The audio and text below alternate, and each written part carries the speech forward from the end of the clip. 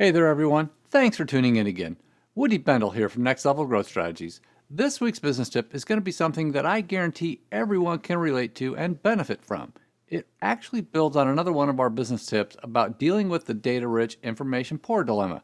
And I'm going to share something with you that ought to make you more than a little nervous, especially if you're relying on a tried and true method for planning your business that isn't really all that tried and true. In fact, it can be pretty flawed and misleading. Curious? Okay then, stick around because I know you're not going to want to miss out on this week's tip.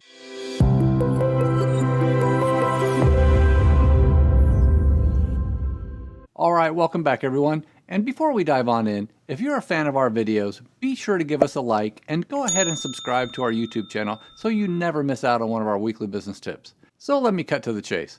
How many of you plan your business or your sales plans based on last year's performance and then maybe factor in some new things and set a growth target that is some percentage better than last year's? Now, let me ask you a few questions. How often do you hit or exceed your target? If you do or you don't hit your target, do you really know why? What sort of information are you looking at or factoring into setting your target? We've all heard of stretch goals. Most of you probably have at least one right now. But there's a difference between having a realistic stretch goal that has all the necessary building blocks that will allow you to achieve them if the right things come together the right way and you put in the necessary effort, and then having a stretch goal that is just sort of thrown out there and you're left hoping that you can achieve it. And when there's something at stake, if you don't hit your objective, like the company stock price or your job, it'd sure be useful if you had a tool at your disposal that could at least help you better understand whether or not all the needed ingredients are in place to allow you to achieve it. So not too long ago, I was meeting with the owner of a really interesting retail business. Now, these guys have been in business for about 35 years and do about half of their business with individual consumers and the other half with smaller commercial businesses and contractors. We were talking about their plans for the next couple of years and where he felt he had opportunities for growth. And he admitted that they weren't as good at planning nor hitting their plans as he would like. When we got a little further into their process, I started to see pretty quickly some of their challenges. Their methodology for planning out their next year and each quarter is something I'm pretty certain most of you will be pretty familiar with. And on the surface, it has a lot of intuitive appeal, but I've seen far too many times how this approach to planning sales has fallen short. In essence, their approach was to look at the current year and make some reasonable assumptions about some of the business drivers. You know, like how much traffic each store will likely have, what percent of the traffic will convert, which for these guys was really high, and what the average ticket might be. Now, these guys weren't completely winging it. They had a lot of data, and they were looking at it, but they were looking at it pretty much the same way most people look at it, and they admitted that more times than not, their plans had been pretty off. And for this year, they'd planned to be up 7.5%, but they weren't coming anywhere close to that. Now, when he shared their assumptions for how they were going to get to the 7.5% comp, the numbers all tied out. Amazing how that works, right? But when he shared some of their data with me, that's when the real story started to unfold. This here is 4 years of monthly data for one of their stores. Now, I'm not going to share their sales or traffic data, but with what I am sharing, you'll begin to understand what I'm getting at. And stick with me here because this is going to get good. So here you can see 4 years of their conversion rate data. That is the percentage of people who come into their store and make a transaction, as well as some other things that they have control over, such as pricing, staffing, and inventory. And these things affect not only conversion rate, which is ultimately the number of transactions, but also their traffic volumes, as well as ultimately their sales. The black lines are their monthly data, and the red lines are just simple linear trend lines. And as you can see, their conversion rate, while really high for retail, has slowly been declining. And I will tell you that their traffic has been fairly steady, but definitely not growing. Now, when you think of someone coming into a store and making a transaction, there are several things that can affect this, 3 of which are already shown here, the first being prices.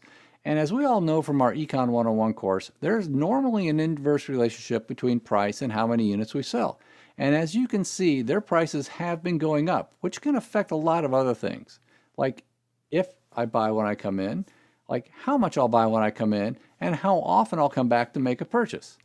Then there are 2 additional things here that can affect conversion, sales, and even traffic. And those are inventory or product availability, and the other is staffing. You know, like the people who put the product out on the floor, assist with the sales, and help you check out. And with both of these 2, you see clear downward trends. Now, the explanation for both of these trends is completely understandable with prices and labor costs going up. They've just needed to tighten their belts. But the thing is, these decisions have consequences that aren't readily apparent if you don't look at your data the right way. So like I mentioned earlier, their assumptions for how they were going to get to a 7.5% comp worked mathematically, meaning the math was correct, but it wasn't accurate and definitely not realistic. They'd assumed traffic to be flat, which was happening. They'd planned for modestly higher prices, which was accurate. They also planned on cutting back payroll hours just a little, which they'd done. They also anticipated keeping inventories flat, which they hadn't done. And they projected their conversion rate to be up quite a bit, which, if you recall, was counter to the trend. Now, when I asked them if they'd done any additional training for their staff or if they'd implemented any new incentives or sales programs, they told me that they hadn't. And when I asked at that point why they felt conversion was going to go up, they said that's what it needed to be in order to get to the 7.5% sales increase with all the other assumptions and projections. In some circles, that's called a plug, and in other circles, that's just called hope and a prayer. So let me share with you now this week's business tip. And this is a really simple but incredibly powerful approach to figuring out whether or not these types of assumptions make sense. I'm going to assume that most of you have data similar to this. Regardless of whether it's sales or website traffic or sales leads, you probably have weekly or monthly or quarterly data that you can use to figure this stuff out. This technique is called first difference regression. And while that might sound complicated, if you know how to add and subtract in Excel or Google Sheets, you already have the ability to do this. But what this all boils down to is helping you better understand if a change in one thing might lead to a change in something else, and often by how much. And the thing I really like about this approach for analyzing your data, besides how simple it is that it usually gets rid of some of the issues that are persistent with some of the other methods for analyzing this type of data. So, like I said, what we're needing to do is analyze the changes in your data. In the case here, all we're doing is creating a new data series by subtracting last month's data from this month's, and then subtracting this month's data from next month's, and so on. And when we do that, you can see that the trends and most of the seasonal patterns we saw with the earlier graphs have been removed, and what we are now looking at basically looks like noise.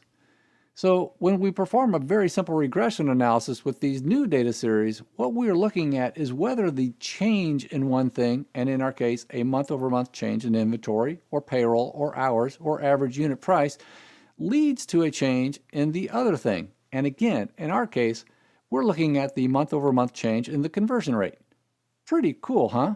So going back to our planning conversation, as we can see with this new analysis, conversion rates go up when inventory levels go up. And the same is true for the number of payroll hours.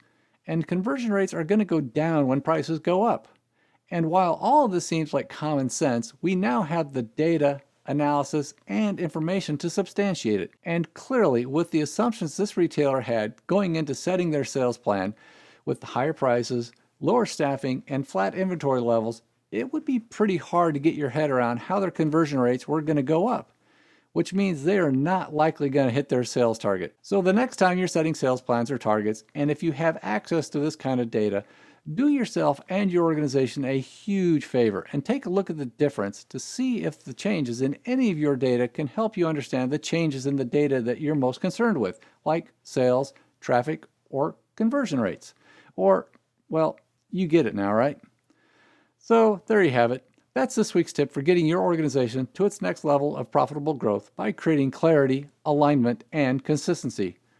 Thank you again for watching, and if you'd like some help tightening up your sales plans and planning process, be sure to give us a call. All right then, we'll see you next time.